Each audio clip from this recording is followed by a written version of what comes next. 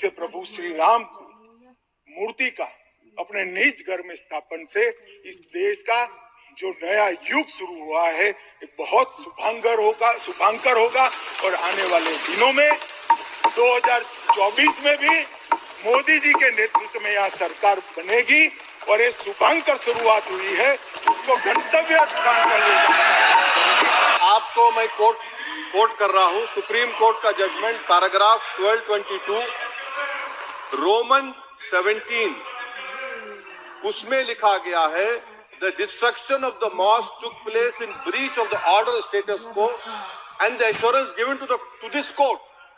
The destruction of the mosque and obliteration of Islamic structure was an egregious violation of the rule of law. मान्यवर, ये देश की कल्पना राम और रामचरित्र के बगैर कर ही नहीं सकती।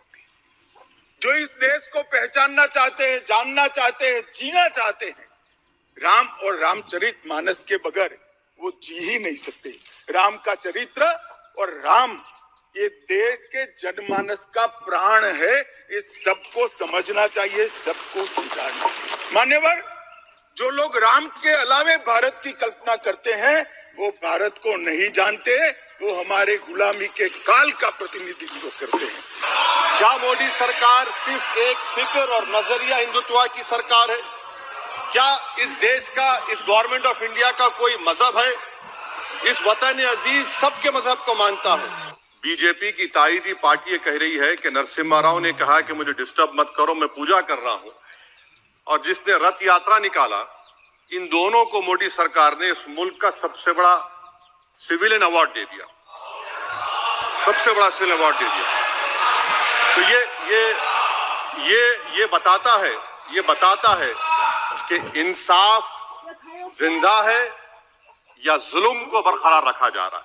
मान्यवर, हम सब उन सौभाग्यशाली लोगों में से हैं जो 1528 वहां पर राम मंदिर देखना चाहते हैं। पीढ़ियां चली गई, हजारों लोग, लाखों लोग शहीद हुए, संघर्ष किए, आंदोलन किए, मगर ये दिन देखना स्वप्न में नहीं आया। आज हम सब बहुत सौभाग्यशाली है कि इस देश को हम देख सकते हैं।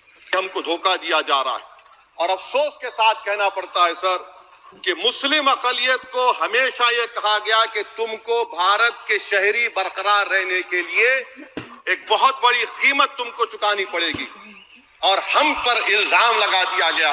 सर, क्या मैं बाबर का स्पोक्स पर्सन हूं? क्या मैं जिना का स्पोक्स पर्सन हूं? क्या मैं औरंगजेब का स्पोक्स पर्सन हूं? बताइए सर, आखिर मैं कहां तक आप मुझे लेकर जाएंगे? ये मंदिर बना है, ये सामाजिक एकता का एक अद्भुत उदाहरण मंदिर है, सांस्कृतिक पुनर्जागरण का अद्भुत उदाहरण मंदिर है।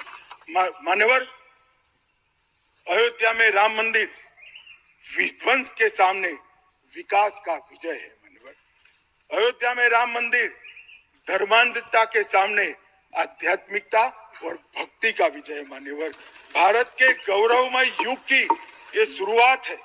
आत्मनिर्भर भारत और विकसित भारत का रास्ते का प्रशस्तीकरण का पॉइंट है और भारत माता को विश्व गुरु बनाने के रास्ते की मान्यवर शुरुआत है। स्पीकर सर, केवल एक प्रश्न का जवाब वैसे साहब दे दें कि बाबर को वो आक्रमणकारी मानते हैं या नहीं मानते? पुष्पमित्रा संघा को आप क्या मानते हैं? बताओ, पुष्पमित्रा संघा को आप क्या मानते हैं? जम्मू के वो कश्मीर के वो राजा को क्या मानते हैं जिसके पास एक फौज थी मंदिरों को तोड़ने के लिए? आप क्या मानते हैं? यही तो मैं कह रहा हूं कि निशिकांत दुबे 47 में आजादी मिली, असदुद्दीन ओवैसी से बाबर की बात पूछ रहे हैं। तुम गांधी की बात पूछते, तुम बोस की बात पूछते, तुम जलियांवाला बाग की बात पूछते, तुम काला पानी में जो मुसलमान शहीद हो गए उनकी बात पूछते, मगर बाबर की बात पूछी जाती है। मैं आपसे कह रहा था, मोदी हुकूमत ये पैगाम दे रही है भारत के मुसलमानों को कि जान बचाना है या इंसाफ चाहते हो। मैं कह रहा हूं, मैं भीख नहीं मांगूंगा, मैं इस नंगी तासुब को कबूल नहीं करूंगा, मैं दूसरे दर्जे के शहरी के मौक़िफ़ को कबूल नहीं करूंगा, मैं अपनी शनाख्त को नहीं मिटने दूंगा, अब मैं झूठी और दिल फरेब बातों पर हरगिज भरोसा नहीं करूंगा। मैं वो काम नहीं करूंगा जो बीजेपी और नाम निहाद सेकुलर पार्टियां चाहती हैं। मैं वो काम करूंगा जो आपको पसंद नहीं है। संविधान के दायरे में रहकर 22 जनवरी का दिन भले कुछ लोग कुछ भी कहे, मैं स्पष्ट रूप से देख रहा हूं 22 जनवरी का दिन